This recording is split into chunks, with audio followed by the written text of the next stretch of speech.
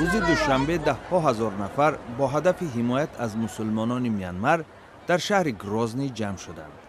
در شبکه‌های اجتماعی نوار این گردهمایی اعتراضی در مرکز مأموری جمهوری چچنستان روسیه نشر شده است که در آن جمع آمدگان مقامات میانمار را به نسل کشی متهم می‌کنند.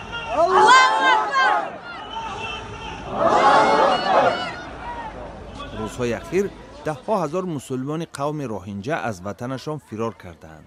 آنها مقامات امنیتی و گروه‌های طرفدار حکومت میانمار را با آتش زدن خانه‌هایشان متهم می‌کنند. روسیه که به میانمار سلاح می‌فروشد، از حوادث اخیر این کشور اظهار ناراحتی کرد، ولی از محکوم نمودن مقامدارانش دست کشید. اصلا این اعتراض را رهبر چچن رمزان قادیروف تشکیل کرده بود. او عادتاً از اقدام‌های کرمل پشتیبانی می‌کند، ولی در ارتباط با حوادث میانمار به خط مشی مسکو مخالفت نشان داد. روز یکشنبه 3 سپتامبر در روبروی سفارت میانمار در مسکو هم جمع آمدی اعتراضی برپا شد.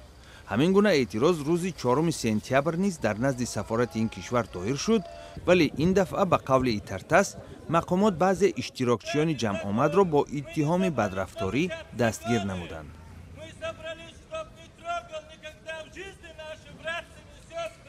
Аллах!